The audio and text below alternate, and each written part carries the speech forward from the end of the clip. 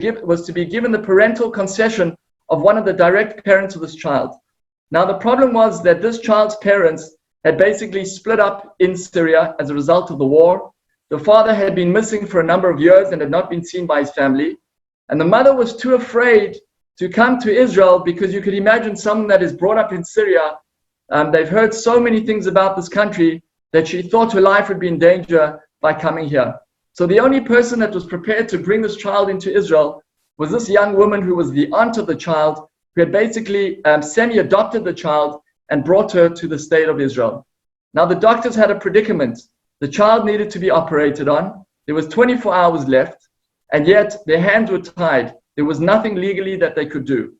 Eventually, Dr. Golander was so frustrated that he called the soldiers back on the northern border, and in typical Israeli chutzpah style, he said to them, "You guys have put us in this mess. You guys better get us out of this mess." And what happened next, according to Dr. Golander, and it's a story directly from his mouth and has been verified by the hospital, was that the Israeli army organized a secret mission into Syria that night. They tracked and located the child's father. They brought him to the northern border that evening. He was explained the procedures that his daughter, who he had never seen or met, would have to go through. He signed the consent forms, and the baby and child's life was saved that day in the state of Israel. The second story that I want to share with you is the story of this woman featured in this picture. This is Gal Lusky. The first time that I met Gal was in a very crowded cafe in Tel Aviv. I remember sitting there listening to the stories that she told me and almost feeling to myself that I didn't believe what she was telling me. Gal is the founder of an Israeli organization called Israeli Flying Aid. I mentioned to you in the introduction that Israel is always amongst the first countries to offer international aid to any other country in a time of need. Yet this organization does something quite unique. They specialize in providing aid to countries that no other country provides aid towards. These are usually very fundamentalist countries that have no diplomatic relations with the Western world. And Gal's organization, made up of over 2,000 volunteers, made up of doctors, of search and rescue professionals, of soldiers from very specialized units, they will ship and go to any part of the world, placing their own lives in danger in order to bring aid to people that have not been attended to by the international community. And I want to share with you guys a short video that ironically was taken by Al Jazeera. You can imagine that Al Jazeera is a news station that is not very fond of this country, and yet they were the ones that picked up on the story. There was a very large hurricane in Myanmar, in Burma, in 2006, in which thousands of people were killed and many people displaced. And this video features Gal and her organization as they go and provide aid to the people in Burma. Well, before Myanmar's military agreed to allow foreign aid into the country, some help was already getting through. Aid agencies have been operating secretly in the Irrawaddy Delta, taking vital supplies to villagers who have not received any relief. Al Jazeera's correspondents in the country followed the journey of one humanitarian group as it went into the Delta. Before Myanmar security deploys in the city streets, a covert aid operation is launched. Israeli Flying Aid specialized in emergency response. It's taken a lot of convincing to get the driver of this lorry to help them. He could be sent to prison for taking foreigners into the disaster area. Once inside, they stack sacks of rice to make a wall and hide behind it. They are one of only a handful of humanitarian groups operating secretly in Myanmar. It's an anxious and uncomfortable 8-hour drive into the Irrawaddy Delta. This is worth the risk. Someone needs to feed these people. Someone looks out for army checkpoints, and when stopped, they quickly fall. Well, before Myanmar's military agreed to it. Okay, sorry, 1 second. Okay, we're going to move on. I apologize, I stopped the video a little bit short, but I'm not going to risk it by going back. The following story is one of my favorite stories in the book. In 2010, there was a very large earthquake in Haiti. Some of you might remember there were over 100,000 people that were killed during this earthquake, and over 1 million people lost their homes. And one of the stories that broke in the news was that the first country to arrive on the scene in Haiti was actually the state of Israel. And people asked, how could it be that we got there before the United States, that were right next door Haiti? But that's what happened. In fact, many of the organizations that I've personally worked with were some of the first organizations to arrive in Haiti and offer help. And the following story, which you can see in front of you, and this is a picture that is taken just after the story took place, was that on the Saturday, the first Saturday directly after the earthquake hit, a university building collapsed in the capital city of Haiti in Port-au-Prince. And this building trapped 23 university students underneath the rubble of the building. Now, international aid rescue teams had arrived on scene and had tried desperately overnight on Friday night to free and to rescue the students that were underneath the building. Eventually, another rescue team arrived on the scene. This is an organization called Zaka. They are an ultra-Orthodox Jewish organization from Israel. They're made up of some of the best search and rescue workers in the world today. And these guys had just arrived from Mexico on a helicopter as a result, because there was a plane crash in Mexico the day before the earthquake in Haiti, and they went to help there in that part of the world. And they were brought to Haiti directly after that, and they were directed directly to the scene of this collapsed building, this university building. And they worked for 6 hours, and within 6 hours, the rescue team had basically located the university students. And after a number of hours, they extracted all 23 of the students.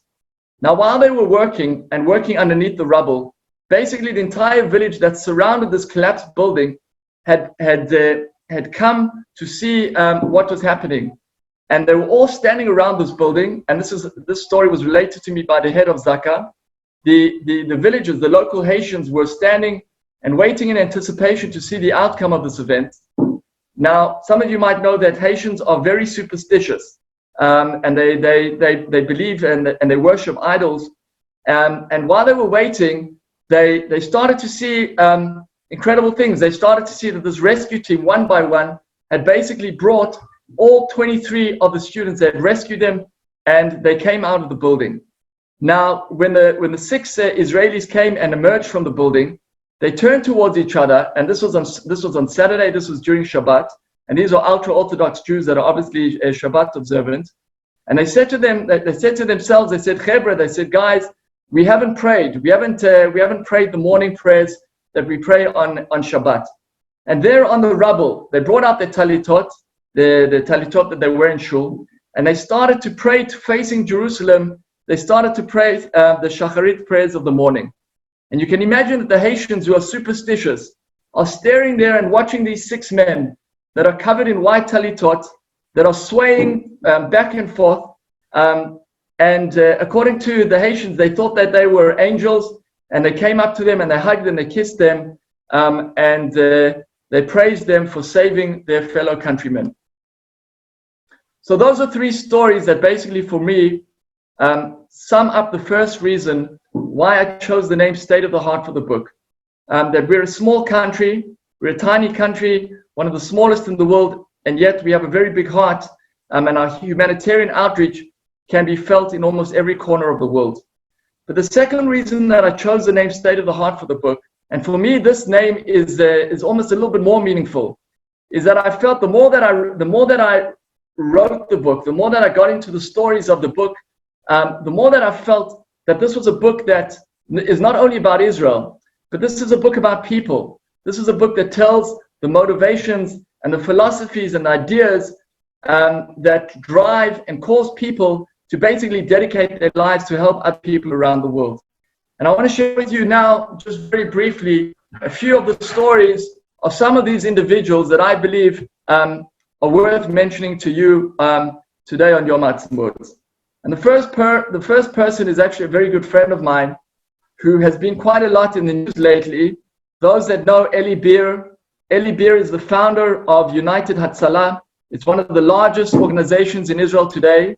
Eli Bir, basically here he's pictured in this picture, which was taken a few days ago. He was diagnosed with corona in Miami. He was induced twice into a forced coma, and then he was fighting for his life, and thank God he was brought to Israel in the last few days. Now Eli's story starts when he was 16 years old. When he was 16, he volunteered for an ambulance service in Israel, and he became incredibly frustrated by the fact that every time he arrived on the scene of an emergency, the person had basically passed away. He felt a much better way of doing things, and basically Eli founded United Hatzalah using motorcycles and volunteers with a very special technological application called NowForce, that basically every time there's an emergency situation in Israel, the technology dispatches the closest volunteer, and they have over 50,000 volunteers in Israel today. They dispatch the volunteers to the closest person, that guaranteeing that basically within 3 minutes, and most of the time it's within 90 seconds, every single emergency call within Israel has been responded to. Here is Eli, basically a week before he was diagnosed with corona. I gave him a book, and he sent me a beautiful video, and we've been praying that Eli gets better. But I think that Eli is one of the most inspiring people that I've ever met. Today, United Hatzalah basically responds to over 300,000 calls every single year, of which about 20% of those calls are life and death situations. So if you do the math, you can imagine how many people Eli Bir has saved in his life. And today, Eli serves as a consultant, going all over the world, sharing his technology and sharing the know-how that his organization has to save many more people's lives around the world. The second person that I want to mention is a person that I've worked quite closely. This is Sivan Yaari Borovich. Sivan worked for a very large international company in the mid-1990s in Africa. And every day while she drove to work, she saw and personally witnessed the incredible poverty that exists on the African continent today. In Africa today, still today in 2020, over 70% of the people that live in Africa do not have access to electricity or to running water. And she came back to the state of Israel, and she founded an organization called Innovation Africa. Using Israeli technology, they install solar panels and the technology that is used to monitor them within African villages around the continent. These are, once every single installation is being put in a village in Africa, they are controlled and managed from the state of Israel, from her offices in Herzliya. And she has provided running water and electricity today to over 1 million people. And every year the numbers grow. And this is a person that has really made a difference for global humanity. And she's recently been recognized by the United Nations for the work that she does. The third person that I want to mention, again, is a person that I had the privilege of meeting just before the coronavirus broke out. And this is Major Reserves Doron Almog. Doron Almog is probably one of the most decorated soldiers in the state of Israel today. He's most famously known that he was the second in command during the Entebbe raid. He fought alongside Yoni Netanyahu, the late brother of the current Prime Minister of Israel, who fell during that operation. And Doron was the first soldier that basically hit the tarmac during the Entebbe operation. He later went on to lead many missions, both those that are known and unknown for the state of Israel. And he eventually became the commander of the southern region in Israel and oversaw a number of the major operations that Israel underwent. But Major Almog is known for something, in my opinion, even greater than that. His late son, Eran, was born with a very severe cognitive disability. And Doron, as a result of that, went on to found an organization called Aleh Negev. Today, they operate 6 centers throughout the country, offering some of the most advanced care techniques for disabled and special needs children. These are children from all sectors of Israeli society, regardless of the background, the religion, or the belief of these children. And this organization today has made a very huge impact for hundreds of people's lives. And there you can see a picture that Doron sent me the other day. This is Doron holding the book. The picture in the background is Doron riding a horse. This was a picture that was commissioned for him. It's Doron riding a horse with two people behind him. The person in the middle is his late brother, Iran. Iran was killed during the Yom Kippur War. He was killed in a tank battle. A very, very tragic story, which I'm not going to share with you today. And his late son, Iran, was named after his late brother. And there they are riding a horse, because one of Doron's greatest dreams in life was to ride horses with his brother when they were kids. And he always dreamed of doing that with his son, which he never got the opportunity, unfortunately, to do. The final story which I want to share with you, which has been taken off my presentation. I'm just going to share the story with you without the image. So in Australia, it's Yom Ha'atzmaut. We are still in Yom HaZikaron, the day to remember the fallen Israeli soldiers and victims of terror. And I wanted to share with you a story of a very good friend of mine who was killed a number of years ago, Eyal Banin. Eyal was, for those of you that remember the Second Lebanon War, the event that that triggered the outbreak of the war was a cross-border ambush in which Hezbollah terrorists killed 3 Israeli soldiers and abducted 2 of them.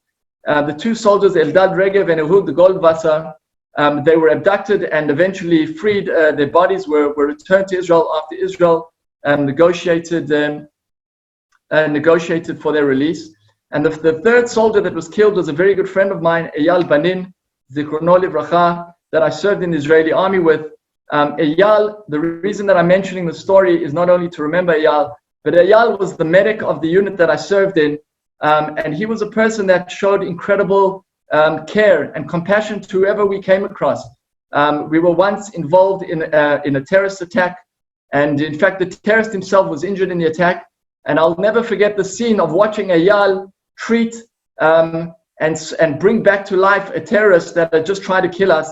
And again, this is a story that is often not told about the state of Israel. Is sometimes things that don't make a lot of sense, but this is very much part of the story. And the final point that I want to just speak about now, and this for me is kind of the elephant in the room. We are all in lockdown at the moment, a very strange global situation that we're not allowed to leave our homes. And this is a situation that we're all experiencing and we're feeling together. And I think for myself, there's no better time to tell the story of the book than now. The reason being is that there's probably no better time to see the humanitarian side of Israel than what we've witnessed in the last few weeks in Israel. Soldiers, today, elite soldiers from elite units that would usually be used to defend our borders against enemies and to fight wars in Israel, have been packaging food packages, have been personally delivering these food packages to people in need in cities throughout the country, visiting the elderly. This has been their national responsibility and task. And we in Israel have been watching day after day the events of these soldiers doing this. Not only that, today, I'll share this video, I'll share this story here. This is an El Al pilot. Israel made a very strong point of making sure that every Israeli citizen would be brought back to Israel. Some of these operations, in order to bring back Israeli citizens wherever they were, whether it was on their after army programs in South America, became a national priority. And I want to share with you this video that was taken by one of the pilots of the El Al plane that brought back students from Peru. It was one of the longest flights and rescue missions that Israel has ever undertaken for Israeli pilots. And this is one of them straight after that flight took place.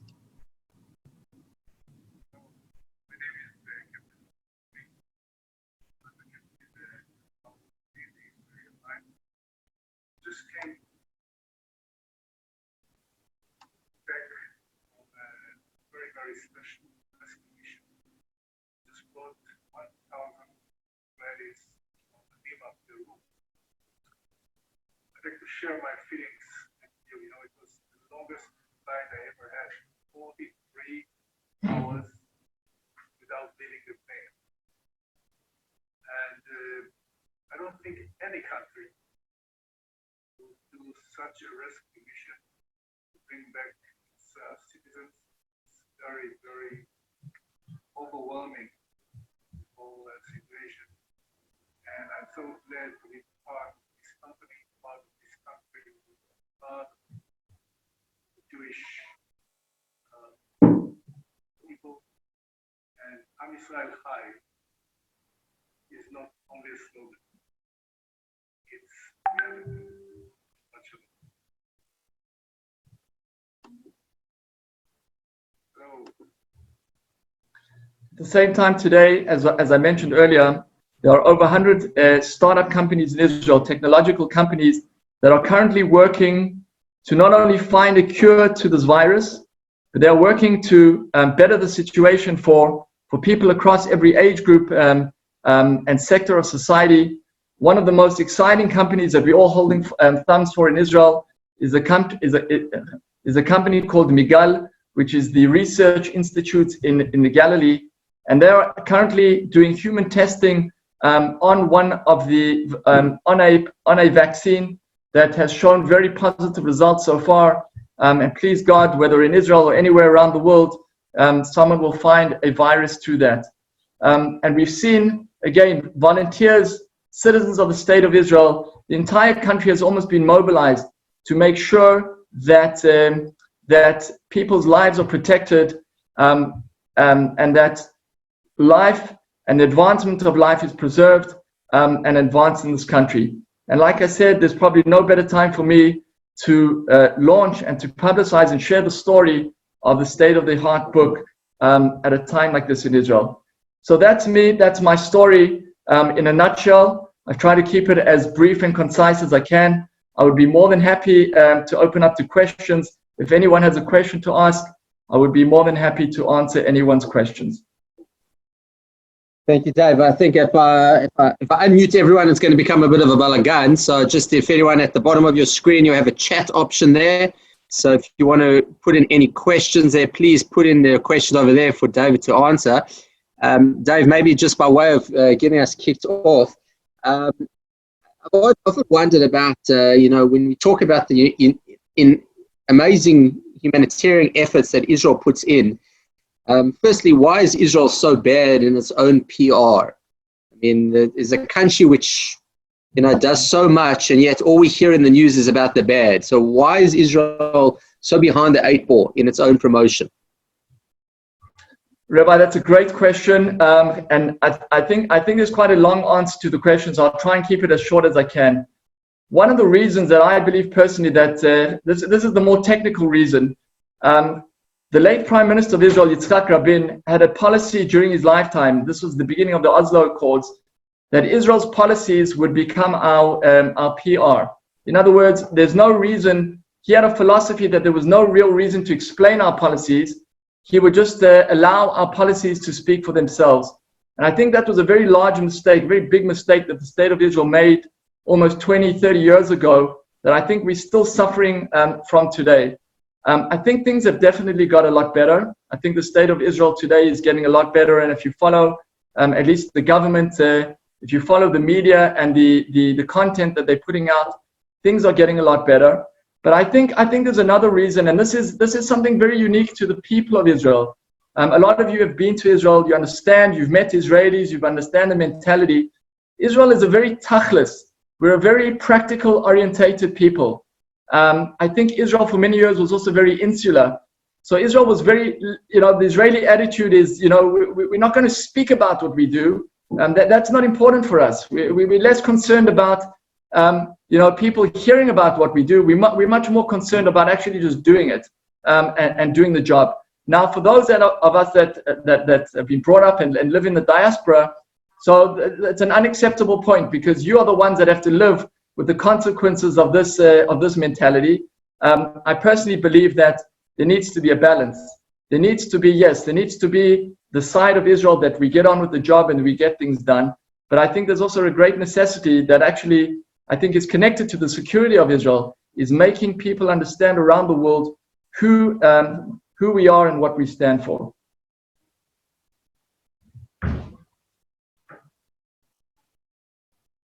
Someone's asked if where can you buy the book online? All right, thank you. So now I'm moving on to the commercial side. So yes, you can buy the book online. Currently, if you Google State of the Heart, it's published by Urim Publications. So if you Google State of the Heart, Urim Publications, that's URIM, you can purchase the book from them and they will ship it to you wherever you are in Australia.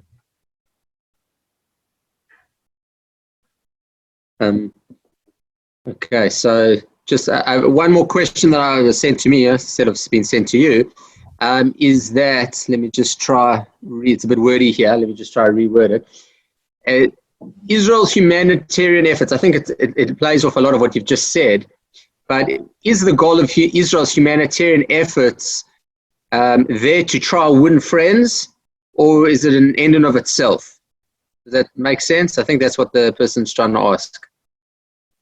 Okay, it's a great question. I think the answer to the question is that when we speak about international aid that Israel gives, it comes from two places. International aid is given by the Israeli government. A lot of the times this is directed through the Israeli army. In other words, they're the ones that will fly to those countries around the world and deliver the aid. And at the same time, aid is given and delivered by many privatized non-profit organizations. I think there's a number of reasons that the Israeli government do offer their hand to countries around the world. You can research this online. The first Prime Minister of Israel to make this an official part of government policy was Golda Meir. She did this in 1958, and she made it. She spoke about the fact that international aid was actually one of the founding principles of the Zionistic movement. When Herzl spoke about what the vision and what the dream and the goal of modern Zionism was, one of the things that he spoke about was the fact that Israel would become a beacon of light to the nations around the world, and that we would deliver the know-how and the technological know-how and the advancements that we ourselves develop. We would become a source to deliver that to other countries around the world. So I think the first answer is that it is a means of itself. It's one of the values, and it's one of the parts, the fundamental principles of the state of Israel today. I think there's always, we can't be too naive. There's definitely a very strategic motivation and reason for Israel extending its hand. And one of the greatest places to see this today is, in fact, in Syria. When the Syrian government basically started to attack its own people, causing the start of a civil war in its own country in which millions of people were killed. Israel saw this as an incredible opportunity to reach out to the Syrian people. The Syrian government itself still considers us their greatest enemy. And if you hear all the speeches that Bashar al-Assad speaks about, he's still to this day, after everything they've been through, after ISIS and after the Iranians and the Russians and everything that's gone through, he still gets up in public and he tells these people that we still have one enemy, and that's the state of Israel. But the Israeli government saw this as an incredible opportunity to extend its hand to the Syrian people. And I think that was one of the reasons why they did that, to try and create a grassroots movement where there could be dialogue and there could be strategic relations between Israel and these vulnerable populations around the world. Lastly, regarding the non-profit organizations that give the aid. So again, you've heard some of their stories. These are people that I've met with personally, and I can personally testify to you that the primary motivation and the reason why these people have dedicated their lives, a lot of them earn very minimal salaries, and are not, in many cases, that they're not living in good conditions at all themselves personally, but they've dedicated their life to making sure and helping, fulfilling a Jewish thing, fulfilling values that often, when you hear them speak, are rooted in Jewish values, to be an or legoyim and to provide help wherever it's needed. All right, two more questions. One, firstly, I did a quick search on Amazon. So you can see the book's available on Amazon and Book Depository. I don't think it's in Kindle or audiobook just yet. But a couple of questions, Dave. Do you work with any pro-Israeli, Arab, or non-Jewish non-profit organizations? That's question one. And yeah. Yeah. Now the question was, Yeah. do you get how do you get the message out to the others who don't appreciate it? So you're preaching to the converted here. So how do we get the message out? Okay, so first of all, the first question.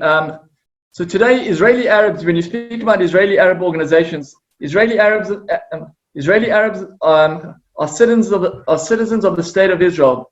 20% of our population is made of them, and almost the majority of the organizations that I mention and speak about in the book have Israeli Arabs that are either paid employees or volunteers for them. In fact, the organization that you see in front of you, Magen David Adom, one of my favorite stories in the book is actually the story of an Israeli Arab Muslim ambulance driver. I'll share the story with you very briefly. He responded to a terrorist attack in Jerusalem a number of years ago, in which a terrorist had basically run over a number of people on a sidewalk, and he killed a young child, and the terrorist killed a young child. And this Israeli Arab ambulance driver arrived first on the scene, and he took this child's family. The mother was critically wounded, and he took both the mother and the child, and he rushed them off to Shaarei Tzedek Hospital, not far from where the attack took place. Unfortunately, the child passed away soon after the event, but the doctors at the hospital were able to save the woman's life. To save her life, and she recovered fully from the incident. A year later, after this happened, she basically she went into labor. She fell pregnant a number of months after she fell pregnant soon after she recovered from the incident, and she went into labor in her apartment in Jerusalem.